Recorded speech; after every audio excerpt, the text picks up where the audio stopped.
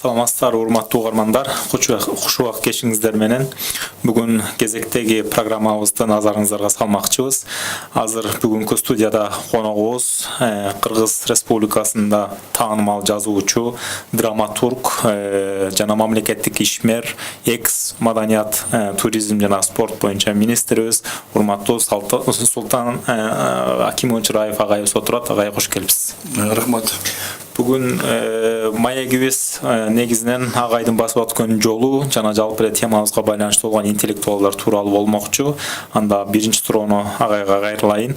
Агай, Кыргызстандагы интеллигенциянын деңгээли, биздин негизги түшүнүгүбүз, абалыбыз жана коомдогу бул интеллектуалдардын орду, жоопкерчиликтери тууралуу оюңузду айта кетсеңиз.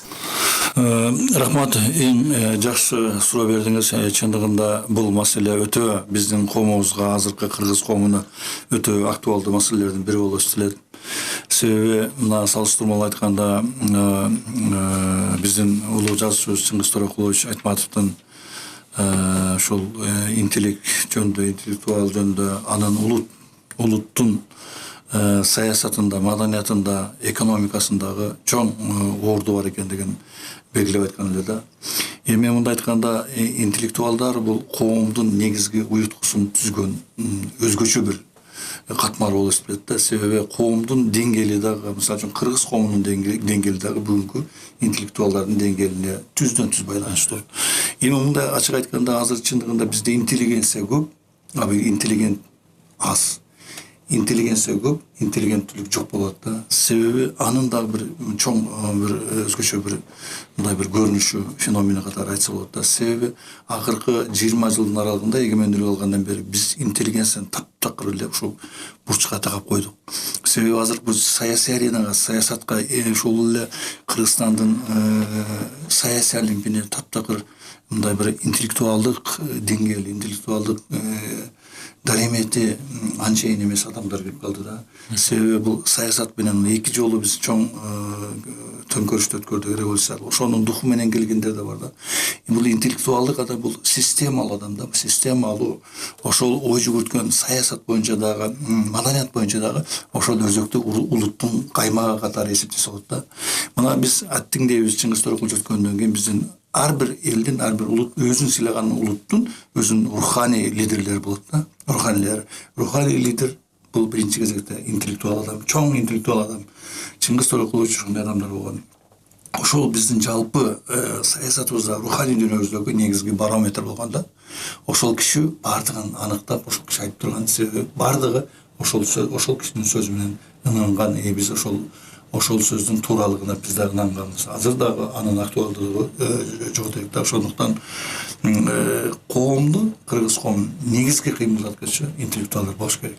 Ошондуктан саясатка дагы, саясий чөйрөгө дагы биринчи кезекте интеллектуалдар келбесе, биз азыр мына чындыгын айтканда саясатка көбүнесе люмпендер чыгып кетти да. Бул эме кылды. Себеби интеллектуалдардын андай люмпендердей мындай бир орусча айтмакчы нахальствосы жок да. Себеби алар өзүнүн акылы менен, эс тутуму менен, дүйнөсү менен, өзүнүн ички чоң бир мындай масштабы менен ойлонгон адамдар. Бирок биз аларга мүмкүнчүлүк бербей атабыз. Чоң аренага чыкпай аталар арена.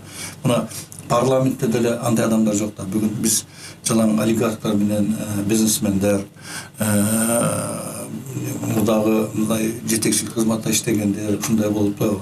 Эми ушул парламент бул өлкөнүн жүзү, өзөгү да. Ошондуктан мен айтар элем, ушул интеллектуалдык чөйрөдөн көбүрөөк адамдар кириш керек да. Мына парламент өзүңүз билесиз, мына Британиянын парламенти эмес, Европанын парламенти, бардыгын билесиз, Американын парламенти. Парламентарийди, сенаторду, конгрессменди булар даярдашат. Бул целый система бар. А бизде капчыгы толсо эле базаркомдор чыгып келет да. Ачыгын айтыш керек. Бизде болуп аткан көпчүлүк ушул системалык кризистин бири катары ушул маселени айтсак болот. Ошондуктан биздеги болуп аткан саясий дейбиз, экономикалык башка системалык кризис дейбиз. Биздеги эң эле уурчундуу кризис бул идейный кризис, идеянын кризиси. Ошондуктан биз Кыргызстанды өнүктүрүп турган болсок, биз идеялардын системасын алып жүргөн интеллектуалдарды ушул бийлик чөйрөсүнө тартышыбыз керек. Ансыз биз өнүгө албайбыз. Анан мына карап атасыздар, акыркы кезде кандай идеяларды сунуш кылып атат, себеби бул идеялардан эч бир жаңычылдык нерсени жаңычыл проекцияны көрүүгө болбойт да.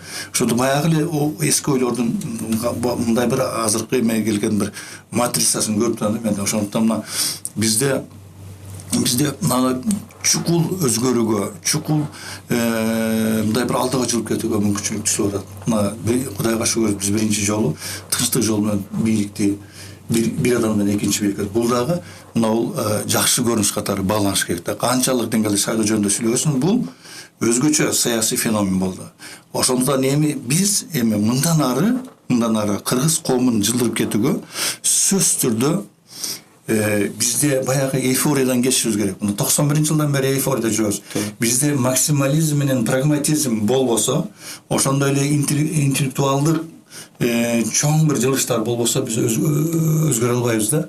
Мына айтабыз, биз мына азыр 20-кылымда жашап атабыз. Бизде дале феодалдык нерселер болуп атпайбы? Мына мисалы үчүн мен кыргыз эли улуту жөнүндө деле айтканда деле, башка нерсе маселелерди айтканда деле, ошол нерсе бизге саясатта деле чоң эме болуп кетти. Трайбализм дейбиз, урушчулдук дейбиз, сезимдер. Биз ал сезимден ойгонушубуз керек. Биз ойлоп айтышыбыз керек. Биз канчанчы кылымда жашап атабыз? 21-кылымда жашап атабыз.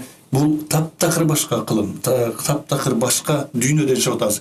Дүйнөлүк эмеде мейкиндикте, саясий мейкиндикте чоң өзгөрүүлөр болуп атат. Биз өзүбүздүн казарыбызга кайнап атабыз. Качанга чейин ушинтип турабыз. Ошондуктан бизде улуттук намыстын, улуттук сезимдин ойгонусу болбосо, биз дагы эле ушул бири-бирибизди тытчып отурабыз да. Ошондуктан мен айтар элем, эң башкы роль бул интеллектуалдарга таандык болуш керек. Бүгүн интеллигенция эң мисалы үчүн университетиге бурчка такалган интеллигенция катмары болуп калдык да. Себеби интеллигенциянын сөзүнө, себеби интеллигенцияны ошого жеткизди да бийлик чын айткандачы. Эгер бир интеллигенциядан чыгып, мындай интеллигент адамдардан чыгып, кандайдыр бир жакшы ойлорду айтса, бир мындай инакомысление айтса, же башкача ой көзкөрүш айтса, биз аны саясий оппонент катары кабыл алып атабыз да. Ошондуктан аларга мүмкүнчүлүк бериш керек. Биз өнүгөбүз десек, биринчи кезекте жанагы илгери Достоевский айткан да, красота спасет мир депчи. Бүгүн ошонун трансформациясы башкача, бул акыл, интеллект спасет мир. Ошондой болуп калды. Ошондуктан биз ушул дүйнөдө болуп аткан процесстерге унисон жашашыбыз керек деп ойлойм да. Рахмат жоогуңузга. Мен баягы угуп сиздин толук мындай курсант болуп атам. Анан ошо экинчи суроошуга байланыштуу берейин деп атам да. Ошол идеялар чагылдырылган жер, адамдар ой пикирлерин жазган ушу негизги бир булак катары бул гезиттер бар да. Биз сиздин баягы өмүр баяныңызды окуп көрсөк, көп жылдар гезиттерде эмгектенгенсиз да. Анан ошол учурда карап көрсөңүз, азыр Кыргызстанда чыгып жаткан басылмалардын, айрыкча гезиттердин ушу интеллектуалдык деңгээлге жооп береби? Ошо деңгээл кандай гезиттердин? Эми чындыгын айтканда бул өтө чоң маселе, чоң проблема болот. Себеби бирда чоң маселелер бар да. Мен бир айтып кое турган нерсе, ошо Кыргызстанда жаңыдан эгемендүүлүк алып, 90-жылдары көз карандысыздык алып, бүт дүйнө эл аралык уюмдар таанып атканда биринчи жолу, бул мактаныш эмес, бул факт. Биринчи жолу Кыргызстандагы көз карандысыз гезиттерди 3-4 адам чыгарганбыз. Ошонун бири Раматылык Эшимкулов, Замира Сыдыкова, Чолпонбек Абыкеев и мен Султанга. Биз ошол Кыргызстандагы биринчи көз карандысыз басма сөздү чыгарганбыз дагы. Ошол Кыргызстанга демократиялык прессаны алып келген, ошонун башатында турган деп айтсак, мен жаңылбайт элем да, жаңылбайт элем. Бул мактаныч эмес, бул факт да.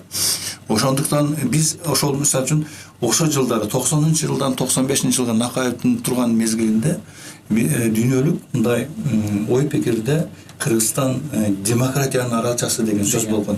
Бул демократиянын аралчасы Акаевдин бийлигинде эмес, бул ошол мезгилдеги демократиялык платформанын бардыгы, ошол басма сөздүн, эркин басма сөздүн бардыгы ошол нерсени аныктаганда демократиялык коомдо өзгөрүүлөр канча ошол эле ошол туштагы ошол мезгилдеги парламенттарда канча интеллектуалдар, академиктер, депутат болгон. 350 ошонун эң мыкты ой жүгүрткөн кыргыздын мыктылары ошол парламенттин негизги түркүгүн аныктаган. Ошондуктан мына легендарлуу парламент деген сөз дагы бекерден чыккан эмес да. Чындыгында бул жерде чыныгы ар бир тармактын, ар бир аймактын руханий интеллектуалдык лидерлери ошол парламентке келген күзгүлөрү. Негизги биздин конституцияда дагы биздин негизги өзөктүү маселелердин баардыгын ушул алып чыкканда, ошондуктан мен айтайын дегеним азыркы басма сөздө албетте биз ачык айтып коюш керек. Бизде эч кандай басма сөз коммерциализация болгон эмес эле да. Ошондочу бизде демократиялык принципти биз бекем тутушубуз. Эч качан заказной статья жазган эмеспиз. Же бирөөнү жамандап, экинчисин мактап, бизде ак менен кара деген нерсе түшүнүк болгон эмес да. Biz kalыс караганга, максимально kalыс караганга аракет кылганбыз. Жазган макалаларды азыр барактап көрсө да болот да. Ошондуктан пресса бул пресса биз айтабыз, пресса чындыктын көзгүсү болуш керек депчи. Бирок ошол чындыкты биз кандайдыр бир деңгээлде өзүбүздүн деңгээлибизде, өзүбүздүн түшүнүгүбүздө монополия кылган акыбыз жок да. Себеби пресса бул ошол чындыктын чагылыштын негизги калыс бир отражениясы болуш керек. Калыс витринасы болуш керек. Бул биз жанагы айтабызга принциптерин, теги анын маңыздарын айтабыз. Эң башкысы прессанын объективдүүлүгүндө ошондой эле плюрализм принцибин карманыш керек да, карманыш керек. Ансыз болбойт. Мына басма сөз боюнча мен деле ошол 94-жылы Канзас университетинде Америкада окуп келгенмин. Именно ошол басма сөз боюнча, телевизионный журналистика боюнча да. Ошол жерде мына айтабыз, Америка бул демократиянын үлгүсү дейбиз, Америка демократиянын үлгүсү эмес. Америка законду сыйлоонун үлгүсү да, мыйзамды сыйлоонун үлгүсү. Если демократиялык прессанын сөзүсө, биз сөз түрдө биз ошону мыйзамды сыйлоо менен гана алып жүрүшүбүз керек да. Мыйзамдан өтүп кетсе, жоопкерчиликтен өтүп кетсе, бул ал жерде демократиялык принциптер бузулат. Ошондуктан законду сыйлай билиш керек. Адамдын өзүн сыйлай билиш керек да. Азыр эми көрүп атасыздар, мына айтат го, эң мыкты адам идея жөнүндө эле, эң эмеси адамдын конкретно бир адам событие жөнүндө эле депчи, бир адам окуялар жөнүндө. Ошондуктан бул жерде көп маселе бар да. Бирок эң башкысы Кыргызстанда демократиялык пресса бар. Бизде азыр мына ушундай мезгилде, оор переходный мезгилде именно сөз эркиндигинин өзүнчө бир катарсиси, тазалануусу чыгат да. Себеби сөз түрдө мындай бир салмактуу, ой жүгүрткөн аналитикасы бар объективдүү пресса сөз түрдө ал окурманга жетет. Ал эми мындай бир майда чүйдө окуялар менен калган кездер албетте өзүнүн бул рыноктон өздөрү эле чогулуп кетти. Ошондуктан мен айтар элем, биринчи кезекте биз демократиялык басма сөздү мындан арада өнүктүрүшүбүз керек. Биз каалабайбызбы, канчалык сын айткан менен Борбор Азияда Кыргызстандын басма сөзү, эркин басма сөзү бул албетте бул чоң мындай бир утушубуз катары болот да. Биздин демократиянын негизги тиреги ошол эркин басма сөз. Эркин басма сөз. Бирок аябай эле эркин болуп ошол заказдык негизде да жазуулар көп жаткан жери жокпу? Албетте андайлар бар. Эми бизде мына гезиттер дагы өздөрү мындай бир орусча айтмакчы выживать этиш керек да. Анан алар ошондой кылып ошол нерсе менен өзүнүн товарын, гезитти товар кылып атат да. Гезитти бул демократиянын аянтчасы кылыш керек да. Ошондуктан бул жерде да көп маселелер бар. Бир эле гезиттерге эмес, бул ошол мамлекет менен иштөөдөгү ошондой эле эркин басма сөзгө сөз түрдө мамлекетти колдоо да керек да. Бул колдоо да керек. Ошондуктан мен айтар элем, биз азыр ошол өзгөчө бир өзүбүз ички эмебизди мындай бир тазалап атабыз. Сөз түрдө биз ошол нерседен чыгышыбыз керек, ошол процесстен. Туура, рахмат агай. Анан ушуга байланыштуу дагы ар бир элдин баягы окуу маданияты бар да. Мисалы карап көрсөңүз, Европага барасызбы, же Американын көп жерлеринде метрого түшсөңүз, автобуска түшсөңүз, адамдардын китеп же гезит окуп жаткандарын көрөсүз. Баягы адамдар ушу менен алек да. А деги эле азыркы жашоо шартында Кыргызстанда элдин китепке кызыгуусу, окуу, угуу, мындай изденүү деген нерсеге азыр тенденциясы кандай жүрүп жатат деп ойлойсуз? Эми мына китеп маселесине келгенде, китеп окуу маселесине келгенде, өзгөчө көркөм адабиятты окуу маселесине келгенде биз ачык айтып коюшубуз керек да. Мына бизде эң башкысы ошол китеп окуунун анан китептин культун жоготтук да. Акыркы 20 жылдыктагы соңку жылда 20 жылдыктагы эң чоң пробел ушул болду. Биз элибизди китептен алыстатып алдык. Эмесе анау 90-жылга чейин Кыргызстан эң окумал өлкөлөрдүн катарына кирчү. Аябай мындай бир көркөм адабиятты дагы биз дүйнөлүк адабиятты мисалы үчүн салыштырып карасак, мисалы үчүн биз студент болуп жүргөндө эле Советтер Союзунун ичинде окудук. Биз дүйнөлүк адабияттын процессин билчүдүк. Латын Америкасынын адабияты кандай процесс болуп атат, Европа адабиятындагы, Азия биз окубаган ошондо дүйнөнүн эң адабий үлгүлөрү калчу эмес да. Мисалы үчүн азыр сураңыз, Жорж Амадуну билесиңби же Борхести билесиңби же Канзабурояны билесиңби депчи. Ошондой нерсе мисалы үчүн азыркы окурмандарда, азыркы биздин замандаштарыбызда, жаштарда өзгөчө жок болду да. Бул кызыгуу жок дейсизби же бул шартка байланыштуу бир ишпи? Мен айтылым эки тараптуу да. Мына 2008 жыл болуш керек, маданият министри болуп турганда мен ушул демилге менен биз мониторинг жүргүзгөнбүз да. Мисалы үчүн биздин Кыргызстандын жарандары ушул окуу жагынан китеп кандай окуйт, көркөм адабиятты кандай окуйт, башка адабияттарды кандай окуйт депчи. Ошондо бир салыштырып караганыбызда биз өтө мындай бир опурталдуу жыйынтык алганбыз да. Себеби ошондо эметкенде ар бир кыргыз жараны бир жылдын ичинде 17-18 баракты гана окуйт экен. Өтө төмөн. Окуу боюнчачы, окуу көрсөткүчү боюнча өтө төмөн да. Ошондой эле мына Кыргызстанда азыр 5 эле дүкөн бар, китеп саткан. Ар бир 250 миң адамга бир дүкөн туура келет. Анан ошондой эле Кыргызстан боюнча чыгып аткан китептердин нускасы мына илгери Төлөгөн Касымбековдун романы Келкел, анан кийин ошолор чыкчу эле да 40-50 миң тираж менен. Азыр бүгүн баардык китептерди чогултуп келсең дагы чыгып аткан китептердин тиражы чынды айтканда көркөм адабияттын тиражы ошол бир китептин тиражына жетпейт да. 1000 экземпляр менен, 500 экземпляр менен, 2000 менен кээде ушундай чыгып атат. Демек, бунун өзү айтып аткан себеби биз ушул мына рыноктун шартында, бүгүнкү социалдык шартта, бүгүнкү акыбалда биз китеп окуу маданиятыбызды жоготуп алдык да. Демек, китеп окуу маданиятыбызды жоготсок, биз интеллектуалдык маданиятыбызды жоготобуз.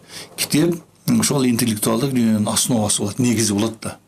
Ошондуктан бул маселени биз өтө курч коюшубуз керек. Коомдо анда китеп окууга кызыгуу азайып атат. Бул биринчиден кызыгуунун азайышыбы же биздин азыр жазуучуларыбыз жазып жаткан эмгектерди окууга толбогондугу? Бир чети кызыгуунун азайышы да. Эгер даже биздин азыркы жазып аткан жашчыларды окубаса эле биз классика бар да.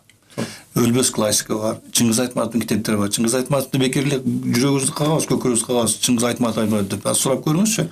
Кайсы чыгармасын окудуң деп. Окубайт. Просто машинально мындай инерция менен Чыңгыз Айтматов деп. Чыңгыз Айтматовду окуш керек, түшүнүш керек да, туура. Ичинде философиясын. Анда кандай айтылган ойлорду, проблемаларды билиш керек да. Ошондуктан биз мындай курулай эле сүйбөй, биз ошону сүйүп өзүбүздүн сүйүүбүздү ал кишинин чыгармаларын окуу менен билишибиз керек. Эмне үчүн сүйүп жатканын түшүнүшүбүз керек. Окуп кабылдообуз менен тааныбыз менен билишибиз керек да. Ошондуктан айтар элем, албетте акыркы кездерде бир нече мындай жакшы чыгармалар бар, жакшы фильмдер тартылып атат, жакшы китептер жазылып атат. Эми алар деле окууга татыктуу китептер, мисалы үчүнчү. Бирок бул эми албетте китеп окуунун көп конкуренттери болуп калды. Аябай социалдык түйүндөр, интернет, башка Facebook дегендер социалдык тармактардагы көркөм окуу китепке тоскоолдук болот да. Альтернатива болот. Бирок эми албетте ошол жаңы технологиянын дагы ошол жанагы мындай олуттуу адабиятты окутууга анын дагы мүмкүнчүлүгүн пайдаланышыбыз керек да. Мына электрондук китептер чыгып атат, электрондук китепканалар бар. Эми ошонун бардыгы ошол эме болуш керек да. Анан мына Европада көп мамлекеттерде болду, ушул китеп окуу маданияты албетте өтө жогору.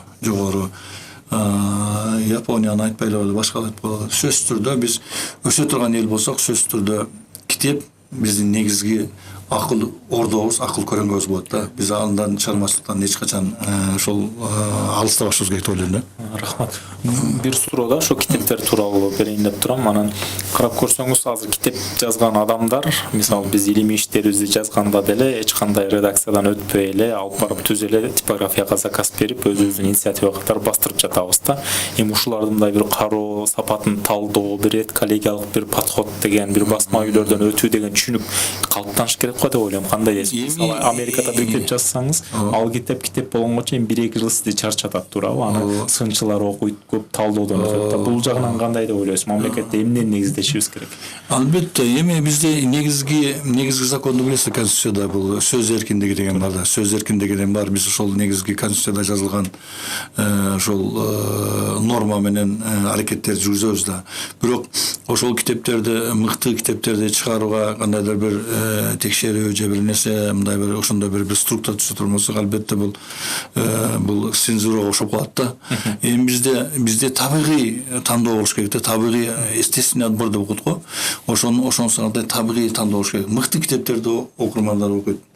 Мыкты эмес, анча жазылбагандай халтуралардын баары өзү жок болот, өзүнөн өзү жок болот. Ошондуктан биринчи кезекте ар бир ошол өзүнүн мисалы үчүн басмалар бар. Алардын негизги маселеси сапат эмес, киреше болуп калбады. Киреше алыш керек. Алар өзүнүн закону менен иштейт, рыноктун мыйзамы менен иштейт да. Бирок эми ошолундай бир океанда, ошондой бир китеп океанында албетте мыкты чыгармаларды жазуунун өзү дагы өтө кыйын азыркы доордо. Мына дегиле мен айтам да, пост Айтматовдук доордо жазуучуларга өтө кыйын болуп калды жазыш.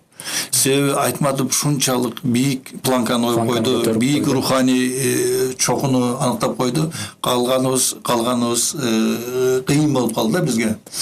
Бирок эми албетте адабият деген өзү процесс, жандуу процесс, ал жылыш керек. Албетте, мисалы үчүн мен дагы бир интервьюмда айттым эле, Лев Толстой болгон, Лев Толстойдон кийин биз айтканбыз, орус адабиятынын эң бийик чокусу деп, андан кийин Достоевский деле чыкты да, туурабы? Ошондон бул адабий процесс да. Анан ошол Айтматов калтырган традиция, жол уланыш керек. Эгер биз уланта албай калсак, биз андан улутубуздун учу эметип калды эле да. Кор болуп калды. Ошондуктан бул традицияны биз улантышыбыз керек. Айтматов айтты, өзүнүн сөзүн айтып кетти, өзүнүн бийиктигин көрсөтүп кетти. Давайте мындан ушул процессти жандандыралы депчи. Рахмат агай. Анан биз жакында сиздин Кара романы боюнча Евразия эл аралык сыйлыгын Москвадан алдыңыз. Лондондон 2015-жылы китебиңиз жарык көргөн экен. Ошо менен куттуктайбыз агай биринчиден. Анан кошумча бир суроо ушуга байланыштуу. Ошо азыр Кыргызстандагы жазуучулардын, сиз белгилеп атпайсызбы, убагында Чыңгыз Айтматов бул Кыргызстандын эле эмес, жалпы Совет элинин, андан сырткары жалпы дүйнөгө таанымал. Мисалы мен Германияга окууга барганымда тил даярдыгынан өтүп аткан жерде ар бир мамлекеттен бирден экиден киши бар эле да. Анан ошол ар кошмо элдин арасында мугалим таанышып атып, каяктан болосуң дейт. Мен Кыргызстандан болом десем айтат, Айтматовдун жеринен. Анан ал мени Кыргызстанды Айтматов менен тааныгандыгын көрсөттү да ошол убакта.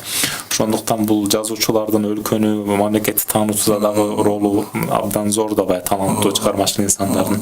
Ошо азыр сиздин оюңузча глобалдуу дүйнөдө же болбосо региондун деңгээлинде биздин ушу жазуучулардын, акындардын чыгармачылыгыбыздын орду кандай?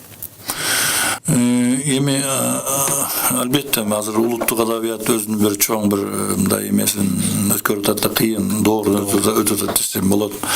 Ал биринчи кезекте албетте эң эле башкы маселе жакшы чыгармаларды жазыш керек да. Мен бир таң калган нерсем, мисалы үчүн Айтматов ошол Европа окурманы кандай гана адабиятты окубаган окурман, кандай гана улуу классиктерди окубаган, бирок ошол жерде ошол классиктарга руханий конкуренция түзө алды да, кызыктырды да, себеби назарын бурдурду. Ошол назар бурдурду.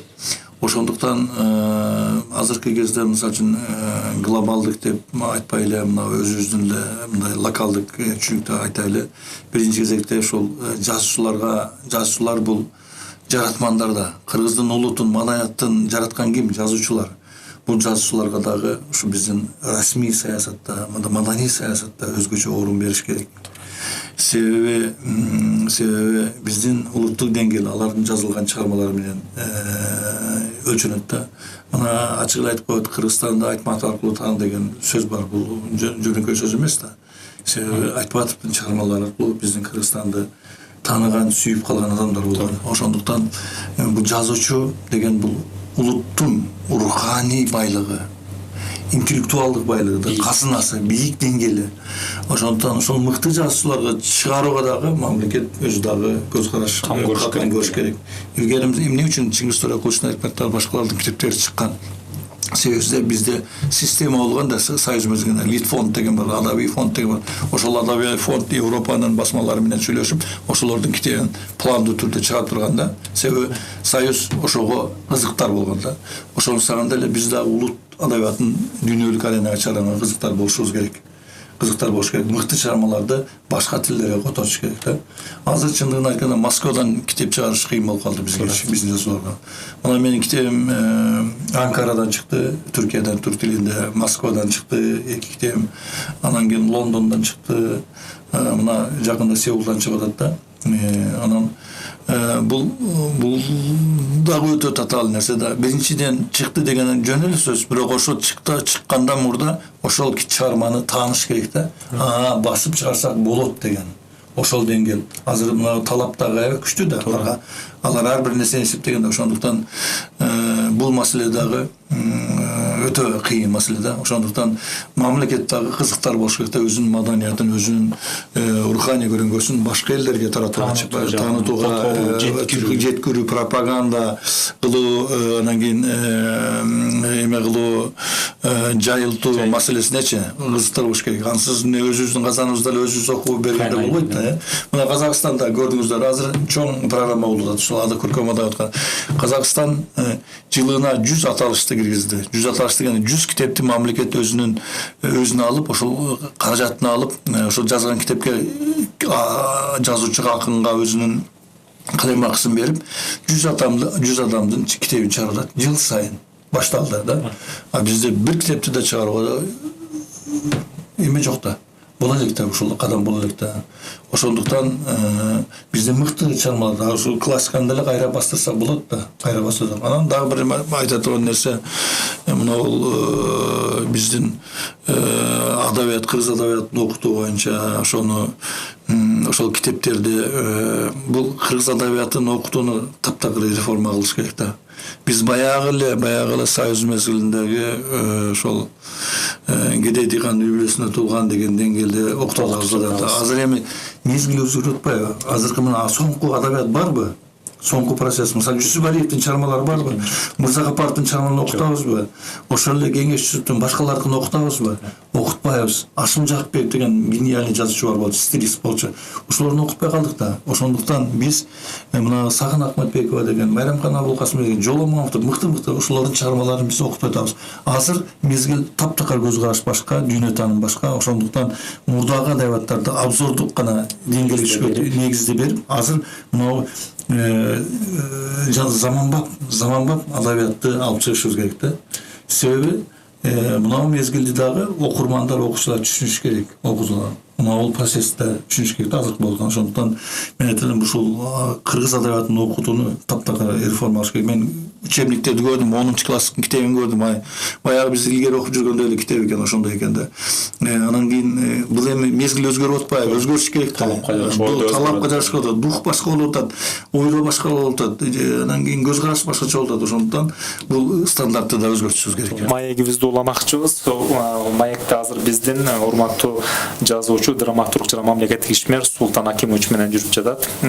Султан агай эмки суроону дагы жогорудагы темаларга да байланыштуу болмокчу. Азыр айтып атпайсызбы, ошо улут мамлекет кам көрүш керек ошол чыгармачыл адамдар үчүн, маданияттуулукту байытыш үчүн деп.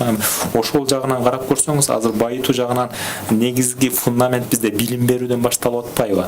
Анан ошо билим берүү жаатында карап көрсөңүз, балдар төрөлгөндө бир 5%ке жакын уникалдуу гений же чыгармачыл балдар болот экен да. Карап көрсөк, 100 адамдан 5 адам чыгармачылык менен алектенбей жатат. Демек биз билим берүү процессинде бир ката барырдай көрүнөт да. Биз окуучуну окуучу кесинен чыгармачылдыгын аныктап, ошого багыттап өркүндөтө албай жаткандайбыз да. Бул жагынан оюңуз кандай? Бул суроо өтө туура суроо. Албетте билим берүү, мектептер билим берүү бул бир гана ошол окуучуга билим берүү менен чектелбей, ошол билим берип аткан окуучунун ички потенциалын да ача билиш керек да. Руханий дүйнөсүн, чыгармачыл өзгөчөлүгүн ача билиш керек да. Себеби азыркы кездерде бизде эң эле социалдык жактан, коомдук статус жактан аябай эле мындай бир ушундай бир эмете калган бул чөйрө, бул мугалимдер чөйрөсү да. Биз айтып атпайбызбы, бир реформа жасашыбыз керек, Кыргызстанды тияка кылыш керек, мындай кылыш керек, өнүктүрүш керек деп. Эгер биз билим системасын, сапат жагын көтөрүп чыккансак, камсыз кыла турсак, биз келечекти Кыргызстанды түзө албайбыз. Бул билим деген бардык нерсенин основасы, негизи. Бул билим деген бул системалык түшүнүк. Ошол билимдин ичинен биз сапаттуу билим берсек, мыкты саясатчылар чыгат, мыкты өнөрпөздөр чыгат, мыкты таланттар чыгат, мыкты илимпоздор чыгат да. Ошондуктан бул маселеге өзгөчө караш керек. Мен айтар элем, эгер мамлекеттеги кайсы маселени приоритеттүү деп эсептейсиз деп айтканда, сураганда мен айтат элем билим маселеси. Билим жана билим бекерден айткан эмес, левинче. Ошондуктан билим маселесин өзгөчө бир улуттук, жалпы улуттук маанайда кылышыбыз керек да.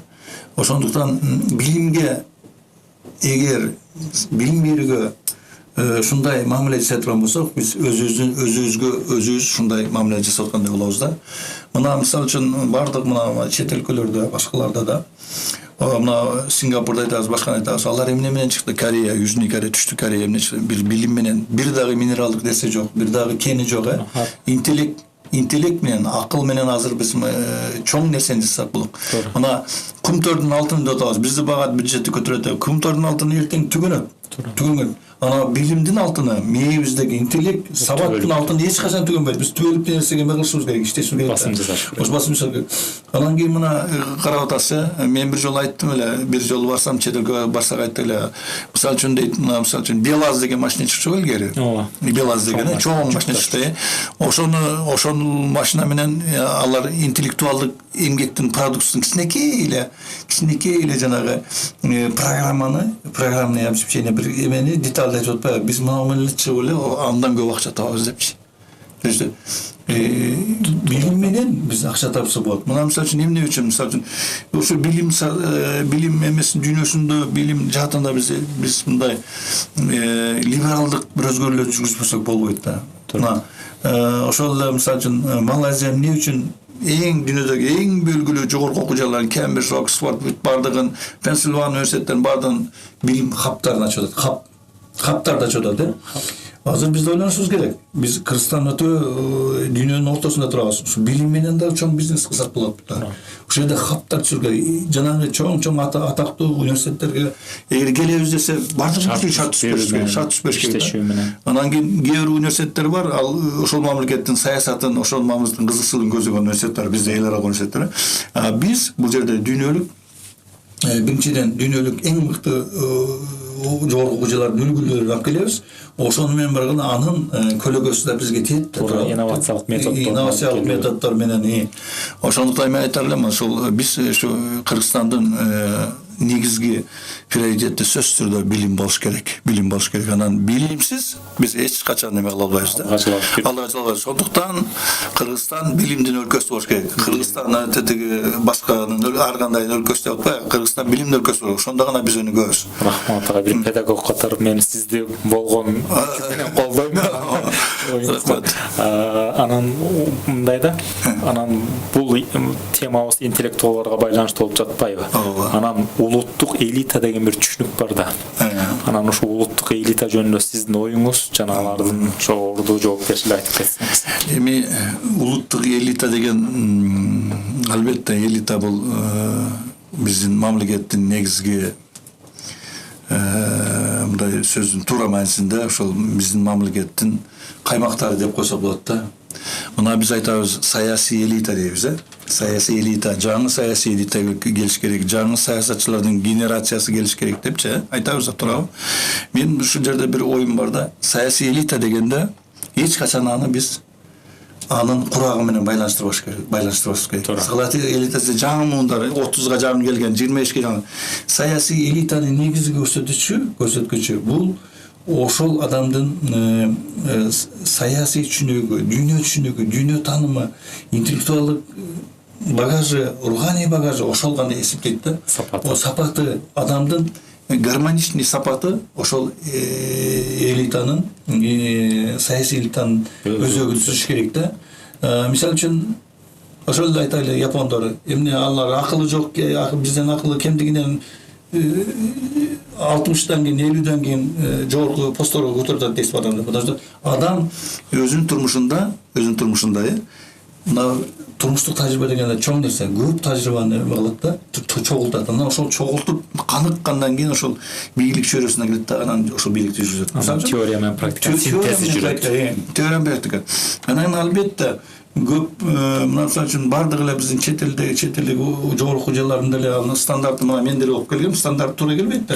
Туура келбейт да. Мисалы үчүн мен келип туруп ошол мына Канзас университетинен алдым телевизиондо журналистика. Келип бу жерге ашайынчы биринчи эле ачылган күнү мен жумуштан коюп чыгат.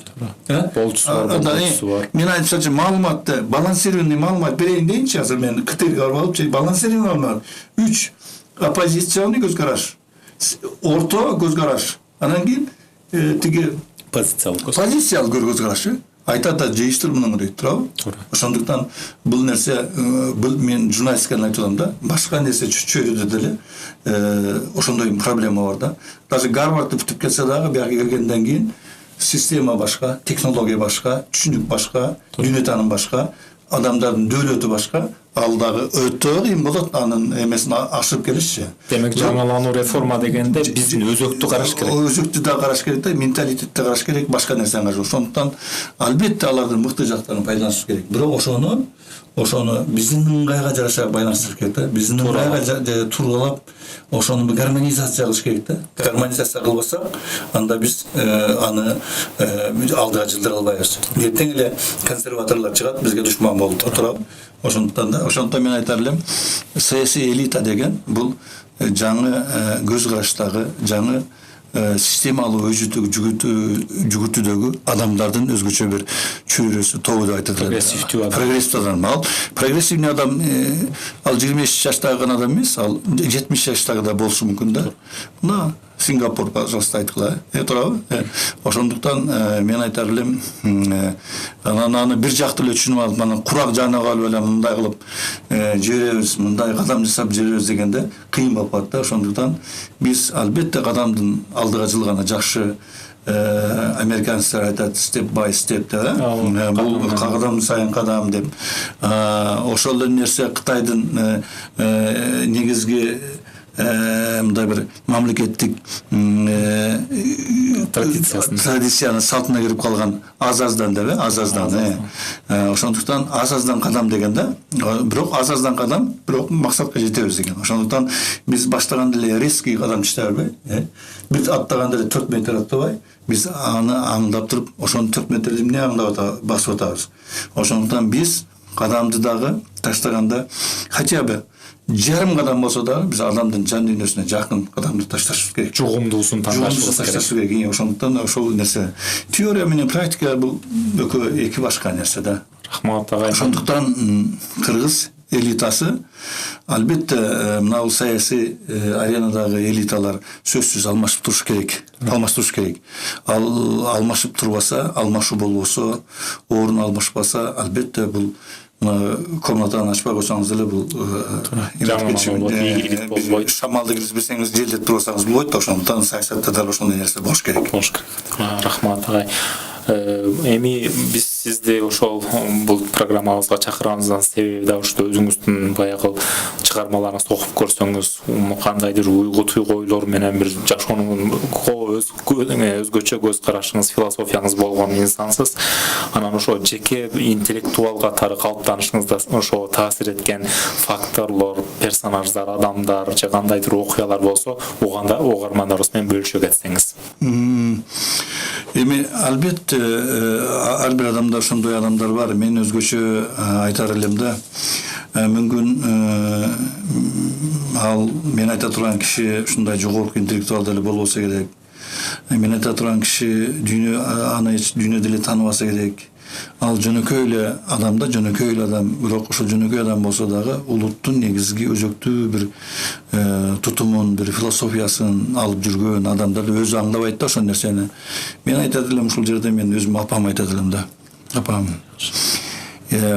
Бул биздин апаларыбыз, энелерибиз аябай жөнөкөй болгон, бирок улуу ойду алып жүргөн адамдар болгон да. Терең ойду алып жүргөн да. Манасты деле жөнөкөй аял төрөгөн, башканы деле жөнөкөй төрөгөн айтмат беле. Ошо апамдын бир эле сөзү бар да, мага дайыма эме болот да. Калп айтпа, сууга түкүрбө дегенчи.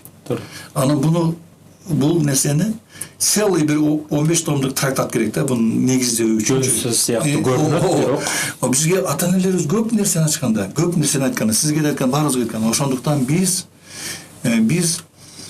традиция боюнча консерватор, билим эме боюнча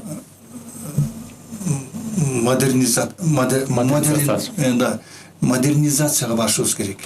Өзөгүбүз себеби калыш керек кыргыз бойдон, кыргыз болуп, дүйнөгө модернизациялуу көз карашыбыз менен алдыга жылышыбыз керек да. Мына Россияда да айтып атпайбы, мындай идеологический эме катары, Россияда Медведев ушул бир сөз айткан эле да. Биз консервативный модернизм эмесин дөөлөтүн тутунушубуз керек депчи. Бул да туура да. Ода биздин лейбористтер, консерваторлор, Британияда, алар консерваторлор өзүнүн өзөгүн кармаган нерселер да.